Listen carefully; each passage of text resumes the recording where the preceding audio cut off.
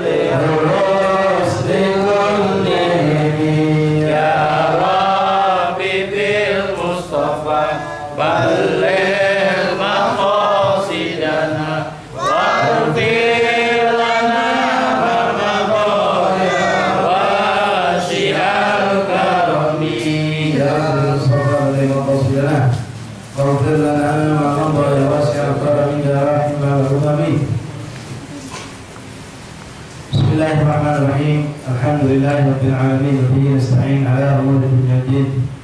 Sallallahu alaihi wasallam ala khairi khalqillah ajma'in sayyidina wa maulana Muhammad sallallahu alaihi wasallam wa ala alihi wa sahbihi haqqa qadrihi wa miqdarihi al-'azim. Nawaitu ta'allum at-ta'lim wa al-ifadah wal istifadah wa nafa' al-intifa' wa dhakr al-tafkir wa taf'al al-tamsik bi kitabillah. Sunnah Rasulullah ta'ala al-huda wa dalalat al-khair ittiba' mardhatillah wa dhikru fadha'ih.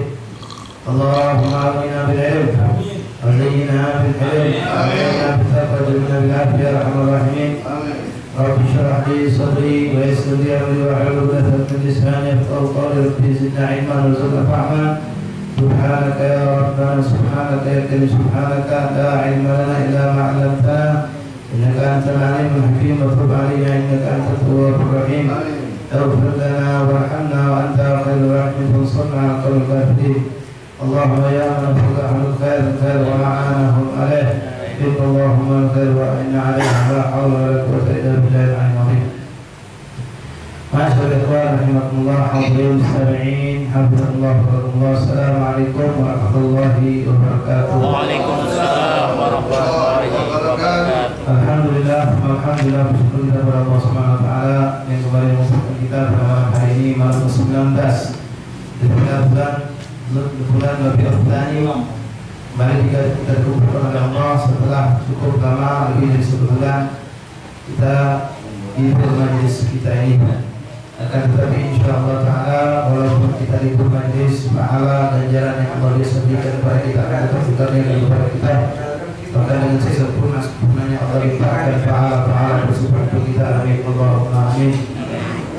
Jangan lupa salawat kita salam kepada Rasulullah SAW, kepada keluarga dan sahabat serta orang yang bertujuan setia. Semoga kita bermanfaat dari kelompok tersebut. Masyaallah ikhwan hadirin rahimakumullah. Melanjutkan daripada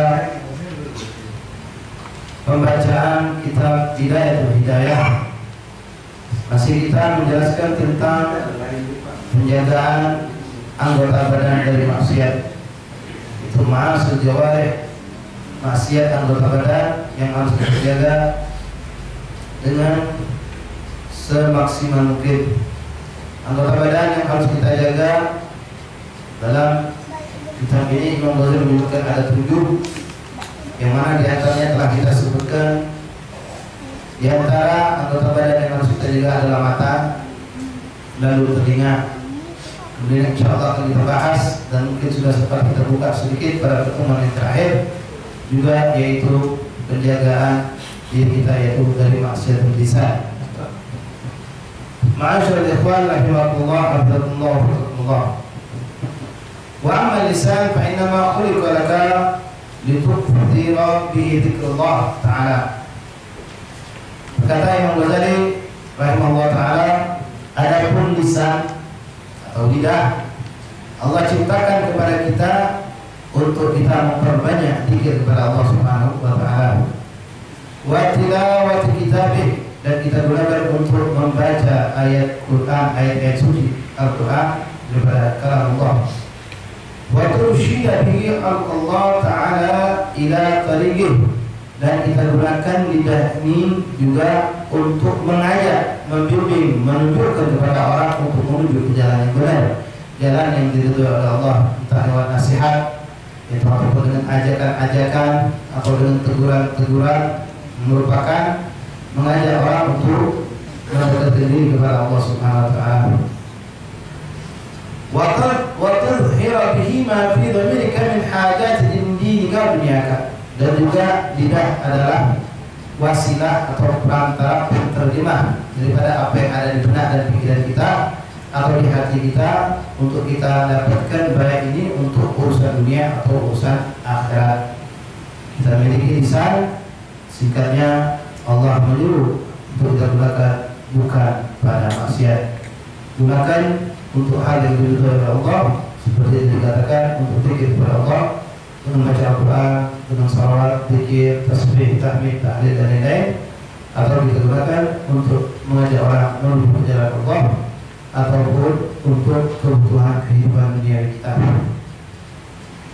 Fa idza sta'malta li ghairi ma khuliqa lak, kalau seandainya lidah yang Allah berikan kepada kita tidak gunakan untuk yang diridhoi oleh Allah, kita gunakan untuk sesuatu yang bukan dengan itu Allah ciptakan lidah, yaitu untuk bermaksiat, faqad kafarta bi ni'matillah, maka engkau kata Allah telah mengkufuri atau mengingkari nikmat Allah Subhanahu wa taala.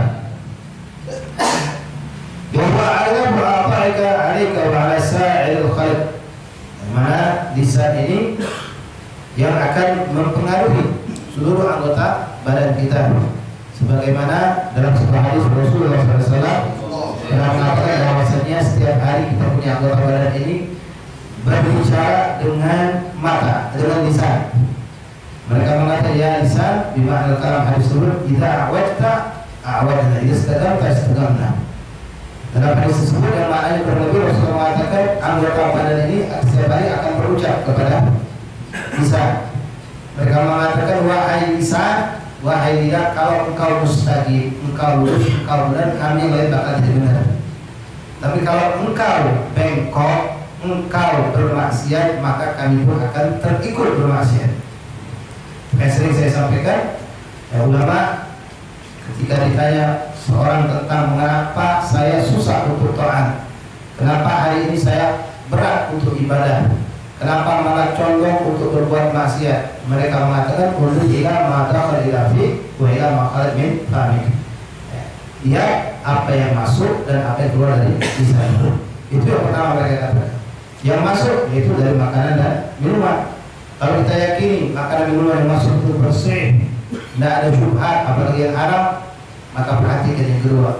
Barangkali yang keluar dari lisan kita adanya ucapan-ucapan yang mungkin mau kita tergolong itu suatu yang diharamkan Allah, kita tidak sadari, atau suatu yang mungkin menyakiti orang lain kita tidak pahami atau tidak sadari, atau mungkin ucapan-ucapan yang tidak ada faedah banyak kita ucapkan sehingga dia akan mempengaruhi anggota tubuh kita yang lainnya untuk menjadi semangat atau menjadi lemes dalam taat kepada Allah Subhanahu wa taala.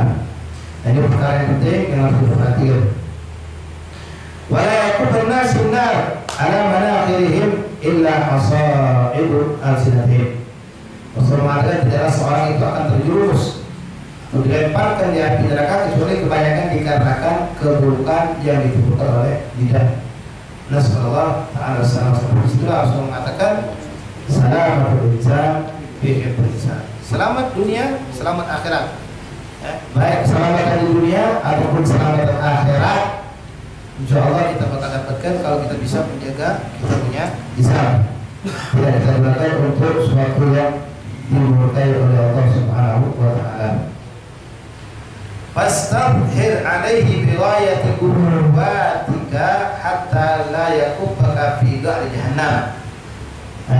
Atau dia kau tampakkan atau engkau jaga benar-benar dengan sekuat-kuatnya agar tidak sampai itu bisa menjerumuskan kita atau meletakkan kita dalam api neraka.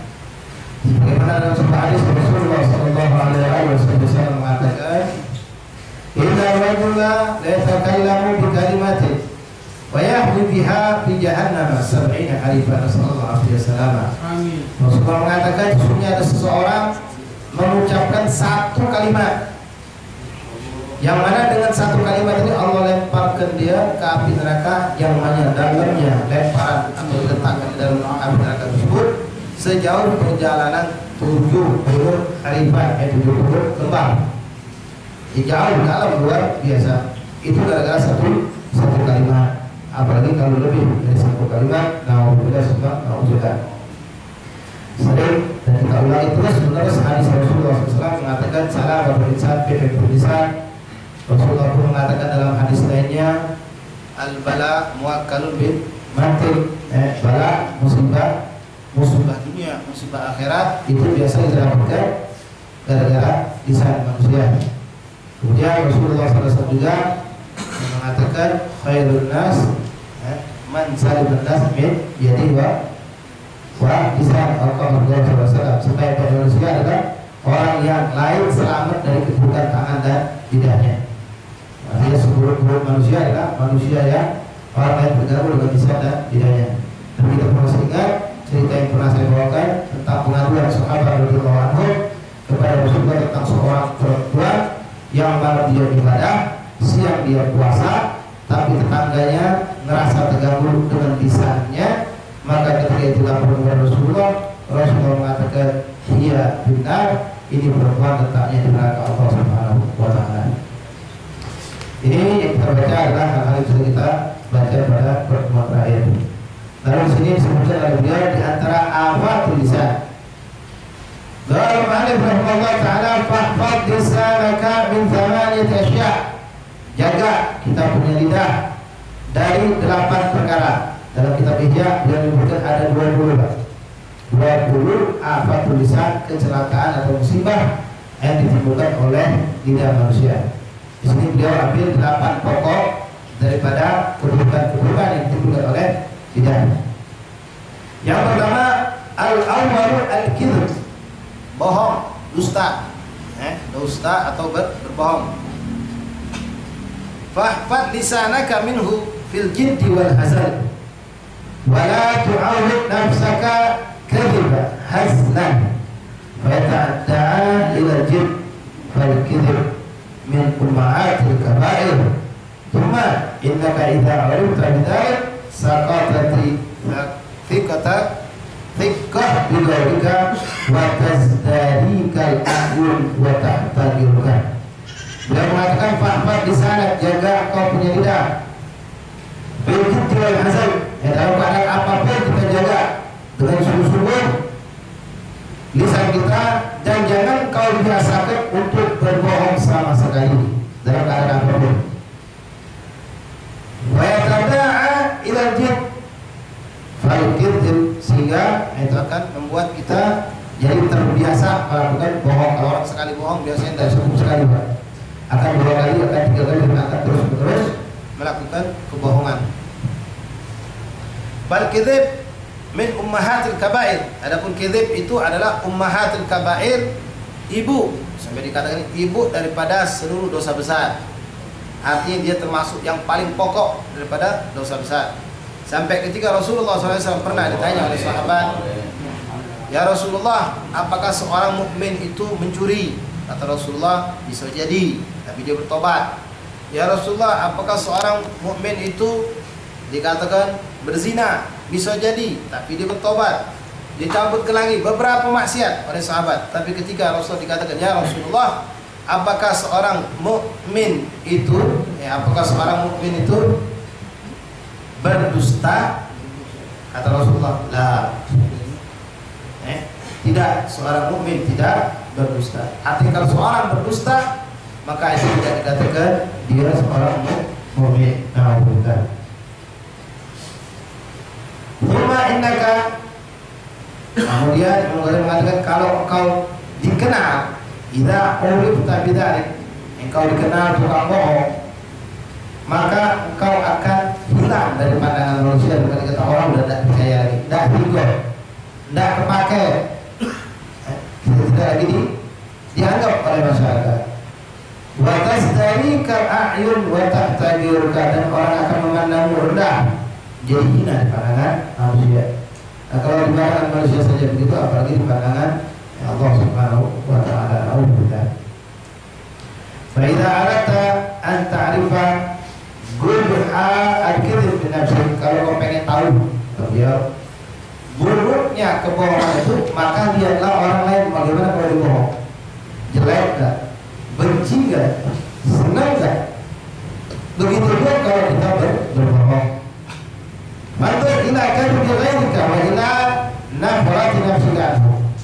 Kalau kau pengen tahu jeleknya kebohongan pada dirimu, maka boleh kalau orang lain bohong, nyumpul kita lah, budi gue juga kayak kita tahu ini orang menipu, ini orang bohong, sakit hati kita benci, kita tidak senang, dan kita pun akan lari dari orang tersebut. Kita akan lari dari orang tersebut. Nah, begitu orang lain, begitu orang lain akan lari dari kita, akan menjauh dari kita. Kalau kita suka melakukan kebohongan. Fa'idha aradta an ta'rifa qubha al-kadhib min nafsika fanzur ila kadhbi ghairika wa ila nafaratin idza nafrat nafsika anhu. Kau lihat orang bohong itu gimana, kau senang apa tidak? Engkau tidak senang. Dan berarti bagaimana engkau lari dari orang yang tukang bohong. Tidak mau pak itu kamu sama tukang bohong.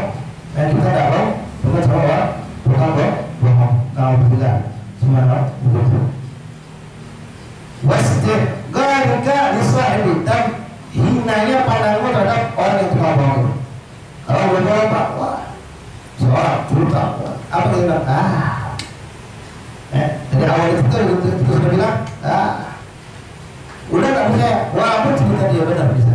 Itu pandangan manusia udah bohong. Kalau orang berbohong sekali udah pandangan orang terlihat hina, mau tidak.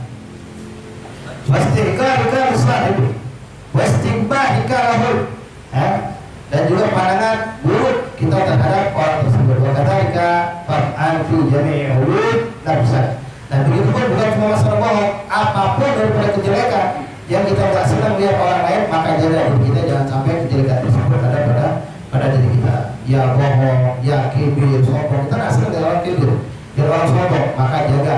Sebagaimana kita tidak senang dari orang sombong, jangan kita jadi orang sombong.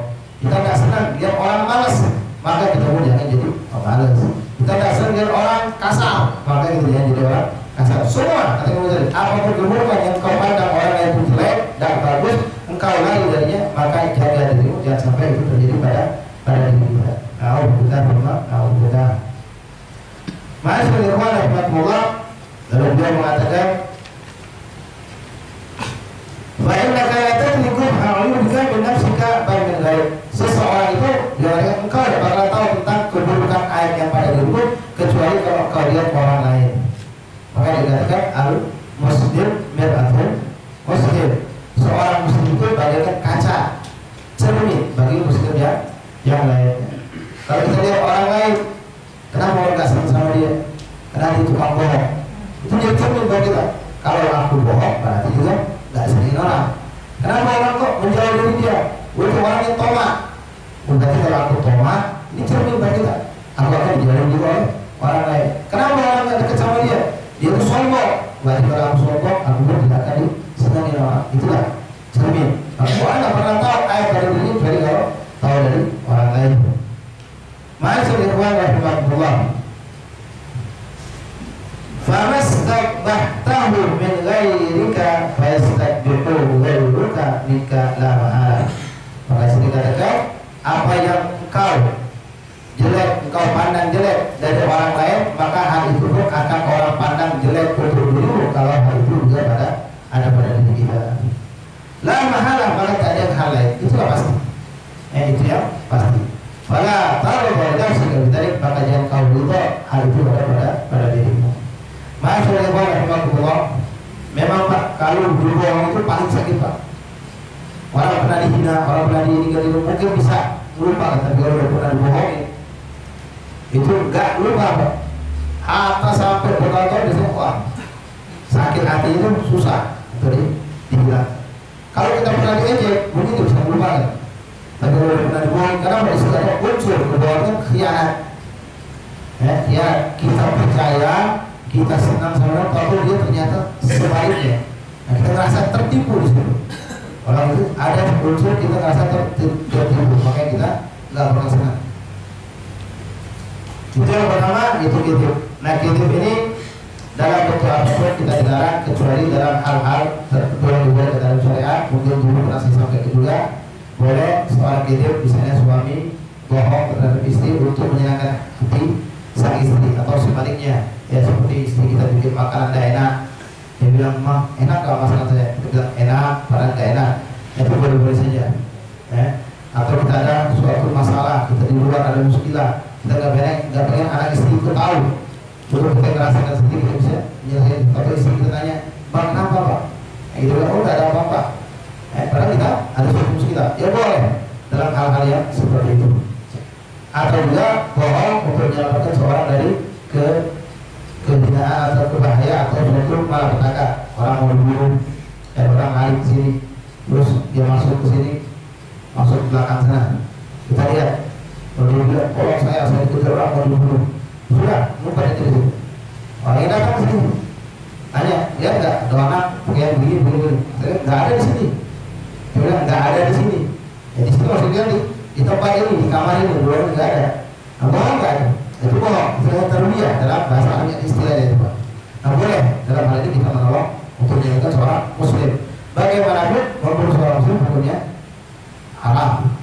Ya, urusan dia ada yang salah atau apa itu bisa diselesaikan secara hukum, baik hukum syariat atau hukum pemerintah.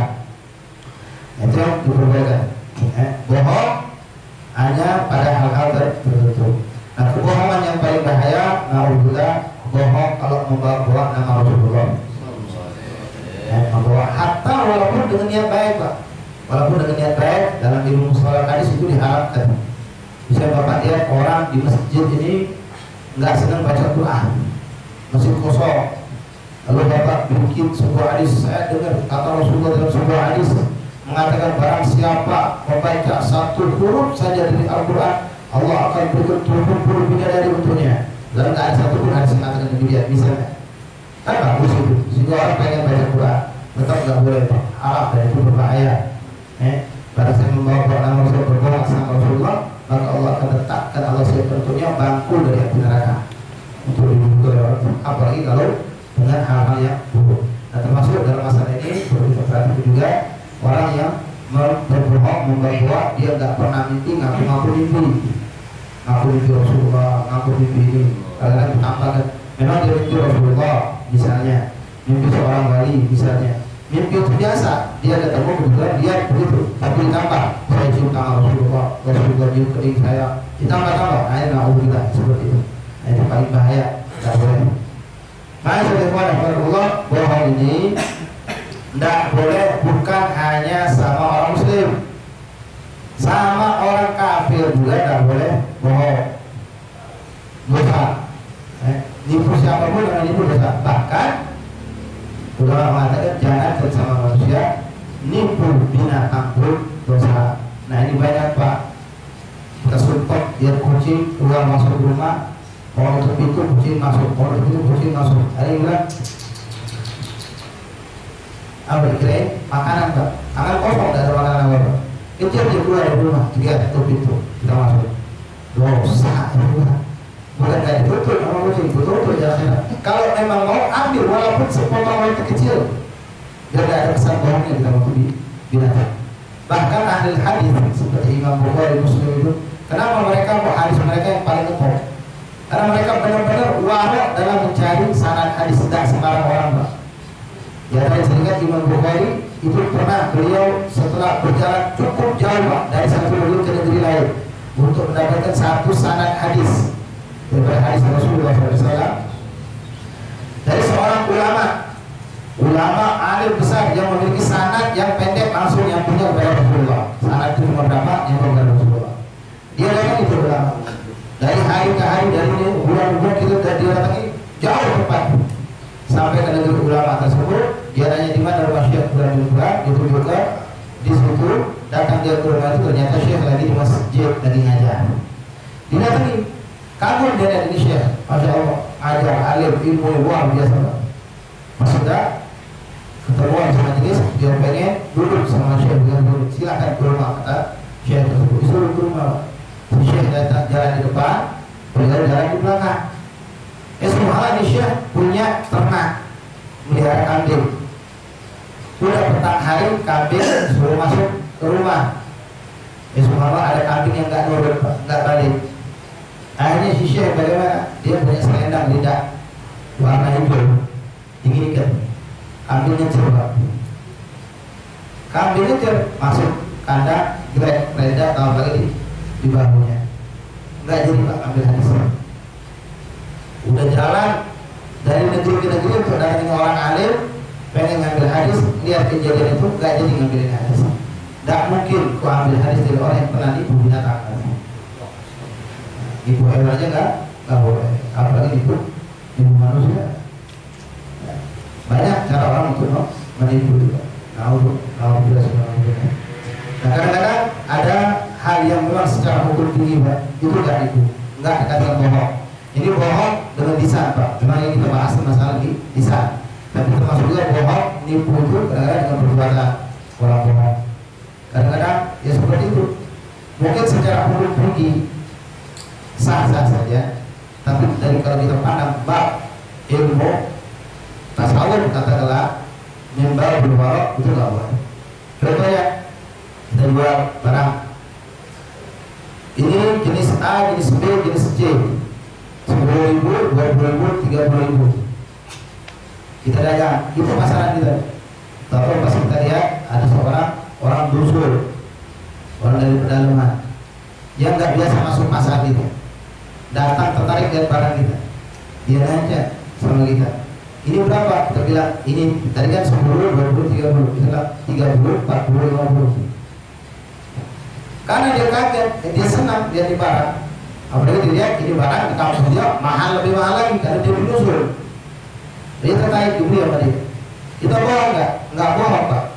Secara hukum terserah. Boleh-boleh saya selagi pembeli mau beli silahkan. Tapi hal seperti itu ada unsur. Secara hukum ini nggak dikatakan bohong. Tapi orang tasawuf menjauhi hal seperti itu. Yang itu dijauhi oleh ahli tasawuf. Kenapa? Di situ ada unsur seperti ini Bu. Dia jual orang lain 30, 10. Dia sama karena ini orang bodoh, orang kampung, maka dinaikkan harganya. Nah ini nggak berkah duitnya ibu ini Pak. Nggak berkah. Dari orang-orang sufi, orang-orang yang mendalami masalah tasawuf itu mengatakan orang yang tidak punya sifat warok. Secara hukum tinggi sah-sah saja perdagangan tersebut. Maka dijual barang itu dengan harga yang baru, harga 30. Nah ini kalau kita jual walaupun tidak ada unsur bohong, tapi di situ enggak kita bohong, tapi di situ ada seakan-akan sesuatu penipuan. Baik. Yang kedua daripada afatul lisan, daripada keburukan lisan manusia, al-khulfu fil wa'd, mengingkari janji. Wa iyyaka an ta'ida bi syai'in illa wa ta'fiya bihi, bal yanbaghi an yakuna ihsanuka linnas fi'lan bila dzalik. Orang yang suka janji-janji, nanti saya kasih, nanti saya beri, nanti saya nanti janji-janji, tapi tadi penuhi. Ini termasuk apa tulisan. Dia mengatakan bagian bagi hendaklah seterusnya engkau berbuat baik dengan perbuatan, jangan dengan lisan. Jangan kita janji-janji atau tidak. Termasuklah ya orang suka menjanjikan pinjam duit kalau lagi butuh, masya Allah. Kalau lagi butuh pinjam duit, saya pokoknya minggu saya bayar. Atau kadang-kadang dipakai kalimat insya Allah, tapi sudah punya niat nggak mau melunasi saat itu bahaya. Dalam hadis Rasul mengatakan orang yang seperti itu apa hadisnya? Orang yang memang punya niat untuk tidak membayar utang, walaupun dia pakai insya Allah, tapi dia tahu insya Allah hak atau tidak itu Allah. Artinya dia mempermainkan itu akan dijadikan Allah, dia tidak akan mampu membayar utang tersebut. Walaupun dia punya duit, walaupun dia punya duit, ketika dia lihat dia akan memikirkan untuk yang lain, nanti sajalah, sampai dia meninggal. Sampai dia meninggal tidak akan dilunasi. Bukan orang yang mampu, dia orang mampu. Tapi karena sudah punya niat tidak membayar dari pertama, maka Allah tutup. Sebaliknya orang yang punya niat bayar, ketika dia tidak mampu, dia tidak akan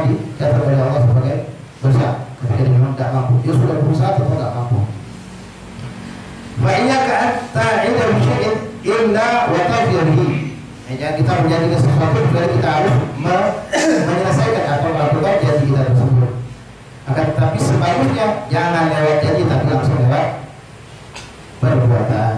Faidah terluka ila wa'ad fa'iyaka tuqifa illa ajiz.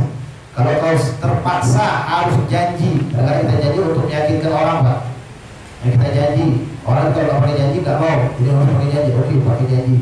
Nah itu kalau bisa jangan dilakukan kecuali kalau memang darurat. Orang yang nggak bakalan minjemin, nggak bakalan ngasih, nggak bakalan datang, nggak bakalan menyampaikan hajat kita kepada harus dengan janji, maka boleh kita berjanji. Tapi harus berusaha memenuhi janji kita. Kecuali kalau kita memang darurat tidak mampu. Fa inna dzalika min amarati nifaq wa qaba'atil akhlaq. Karena orang yang suka mengingkari janji itu termasuk daripada tanda-tanda kemunafikan. Sebagaimana dalam hadis yang Rasul menyebutkan alamatul munafik salasa, dalam hadis ini khamsa, banyak, bukan apa? Di antaranya idza wa'ada akhlafa. Kalau mereka berjanji, mereka akan mengingkari janji. Dengan alasan macam-macam. Ya, dengan alasan macam-macam. Kalau kita berjanji kita harus tepati. Sebagaimana itulah yang diajarkan oleh Rasulullah SAW dalam kitab Al-Asy. Beliau mengatakan, ya Rabbi salli ala Muhammad. Allahumma ya Rabbi salli ala Muhammad. Man bis-sakha wal wafa takhalaq. Man bis-sakha itu orang yang Muhammad itu mempunyai sifat sakha, sangat pemurah, wal wafa, dan selalu memenuhi janjinya. Maka Rasulullah SAW pernah janji sama seorang, janjian jam sekian ketemu di satu tempat. Rasulullah memenuhi janji, ketemu dengan Rasulullah itu lupa. Ini orang yang janji sama Rasulullah lupa, dia lupa sampai super amat lewat, baru teringat ada janji sama Rasulullah. Dia datang di tempat tersebut, dia lihat Rasulullah masih duduk menunggu dengan sabar. Dia janji Rasulullah, langsung juga yang Rasulullah. Fa inna dzalika min amati nifaq wa qaba'id akhlaq, dan juga akhlak yang buruk. Nah, enggak boleh jika janji sama siapapun Pak. Kadang-kadang maaf, ada orang kalau sama orang yang disegani, sama orang yang kira-kira dia takut, itu biasanya berusaha untuk menepati janji. Tapi kadang-kadang sama orang yang rendah, anak buahnya kerja sama dia, atau orang yang memang dari segi ekonomi di bawah, itu kadang-kadang menganggap sepele masalahnya janji. Tarsok itu sudah biasa, besok. Oh nanti ada di celah sedikit salah sedikit, wah itu terlambat. Ada janji belum pas bulan datang sedikit 12 lewat 5. Itu terlambat dulu, besok dia terlambat, besok datang lagi, aduh, anak lupa. Nah, terus begitu, alhamdulillah. Yang lain ini akan dapatkan musibah, jadi akan diperlakukan oleh Allah sama seperti itu. Dan kemarin Rasulullah mengatakan, Nabi Muhammad sallallahu man kunna fihi fa huwa munafiqun wa in shama wa shalla. Dengar Pak, ada Rasulullah sallallahu ada 3 perkara yang mana kalau seorang ada pada dirinya 3 perkara ini, maka dia dianggap munafik walaupun dia sholat, walaupun dia berpuasa. Man idza hadatsa kadzaba, itu orang yang kalau ngomong suka berdusta. Wa idza wa'ada akhlafa, kalau dia berjanji dia dustai, dia ingkari. Wa idza tumina khana, kalau diberi amanat dia khianat. Na'udzubillah. Nah, ini walaupun wa in shalla wa shoma, walaupun orang itu puasa, walaupun dia sholat, tapi punya 3 ini, maka dianggap dia munafik. Banyak hadis-hadis yang menggambarkan tentang alamat munafik. Jadi antaranya 3 hal ini. Kalau dia ngomong dia dusta, wa idza wa'ada akhlafa, kalau dia berjanji dia akan khianati, wa idza tumina khana, kalau dia diberikan amanat dia akan mengkhianati.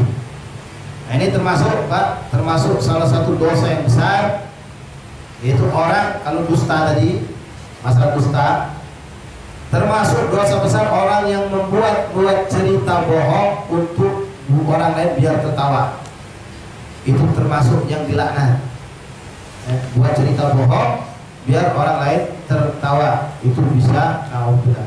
Yang lebih buruk lagi kalau itu digandengkan dengan cerita-cerita Rasul, cerita Nabi, cerita sahabat, yang dibikin-bikin biar lucu, biar orang tertawa. Nah, itu bahaya. Naudzubillah.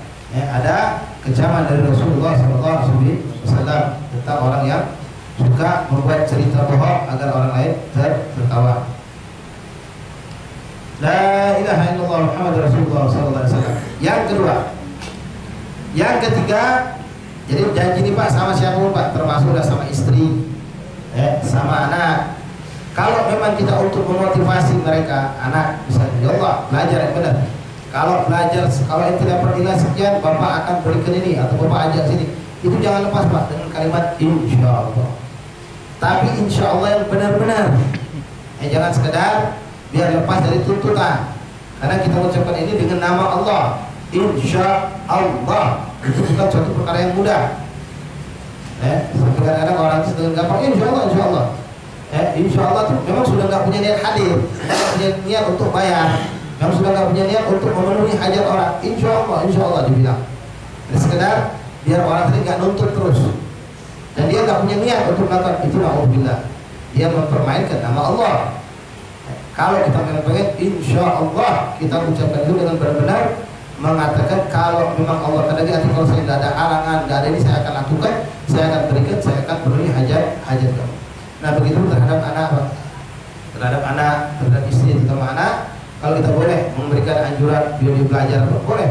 Dia belajar, insya Allah kalau dia tidak berikan sekian, apa berikan ini, apa ajak ke sini, apa akan ini kan, boleh pakai insya Allah. Nah kita mohon benar-benar sudah kita ucapkan itu, minta ya Allah kalau memang hal itu terjadi berikan aku kemampuan untuk memberikan apa yang aku ucapkan kepada anak itu. Bukan kita sekedar menutupi tuntutan anak atau istri bilang insya Allah begitu saja. Jadi kita memang benar-benar insya Allah karena kita merasa diri kita nggak bisa menentukan suatu perkara kecuali dengan ketentuan Allah Subhanahu wa Ta'ala. Adapun yang ketiga daripada afatul lisan, keburukan daripada lidah manusia adalah ghibah. Ihfad lisanaka minal ghibah, jaga lisanmu dari ghibah. Fal ghibah asyaddu min 30 zinah bil Islam. Nasallallahu alaihi. Dia mengatakan dasarkan dari sumbernya hadis Rasulullah, ghibah itu lebih buruk daripada 30 perbuatan zina Pak di dalam Islam. Kadzalikal khabar, begitulah yang dikatakan oleh Rasulullah sallallahu alaihi wasallam. Apa itu riba? Makna riba antadzkura insanan, engkau menyebutkan seseorang bima yakrahu law sami'ahu, dengan sesuatu yang kalau dia dengar dia enggak bakalan senang. Biasanya tentang keburukan orang, tentang aibnya orang, tentang keburukan orang, kalau kita ucapkan orangnya enggak bakalan ridho, enggak bakalan senang. Fa anta murtabun, maka engkau termasuk orang yang menghibah. Zalimun baik kunta shadiqan, engkau zalim, engkau walaupun engkau benar. Seorang sahabat pernah ketika Rasul menjelaskan tentang masalah ghibah, dia berkata, ya Rasulullah, yang aku ucapkan ini memang ada. Maka Rasul bilang, itulah yang dinamakan ghibah. Kalau yang engkau ucapkan tentang keburukan saudara tidak ada, maka engkau menfitnah. Dua-duanya. Oke, insyaallah kita lanjutkan nanti pada pertemuan yang akan datang. Menjelaskan tentang riba, di sini agak panjang sedikit penjelasan beliau tentang masalah riba, karena adanya orang-orang yang mungkin pernah juga saya sampaikan, kadang-kadang ngomong dengan bentuk doa Pak, seakan-akan menyesali. Dia ngomong Allah yahdi fulan bin fulan, aslahullah fulan bin fulan, semoga Allah membaguskan fulan bin fulan. Allah yahdi, semoga Allah memberikan hidayah kepada fulan bin fulan. Itu menurut Imam Ghazali dua musibah. Musibah pertama kalau dia ngomong itu terus ada orang nanya misalnya, kenapa? Iya masa dia begini. Menyebutkan aib. Kedua keburukan lagi, dia tanpa dirasakan dia ngerasa dirinya itu suci. Dia ngerasa dirinya bersih.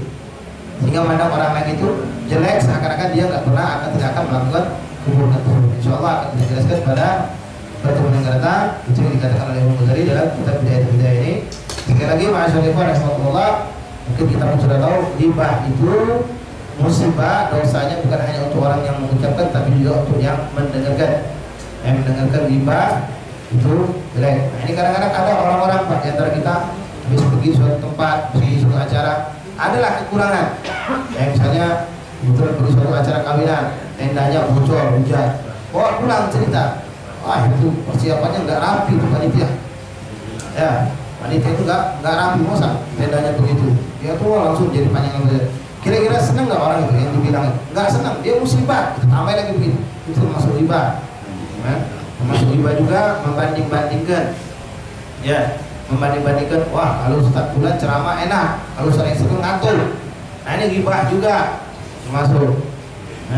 Atau banding-bandingkan makanan atau apa? Ada orang ngasih makanan ke kita, tetangga sebelah kanan ngasih kita makanan, katakanlah martabak, besoknya ngasih yang sebelah kiri martabak juga, itu bilang bahwa yang kemarin lebih enak dari yang hari ini. Itu juga termasuk riba. Masih banyak lagi jenis riba yang harus kita jauhi. Jadi bukan hanya menyebutkan keburukan aib atau maksiat seorang saja, tapi apapun yang kita sebutkan tentang orang lain, sekiranya orang lain tidak senang, maka itu termasuk riba. Allah Subhanahu wa taala menjaga lisan kita dari segala macam maksiat lisan, menjadikan lisan kita selalu berzikir kepada Allah, beristighfar, bersabar kepada baginda Rasulullah, senantiasa mengucapkan kalimat yang baik dan terjaga dari segala macam apa yang tidak diridhoi oleh Allah Subhanahu wa taala. Ada ma'amulikum astagfirullah wa barakatuh. Wa walidina wa bikum wa bikum. Assalamualaikum warahmatullahi wabarakatuh.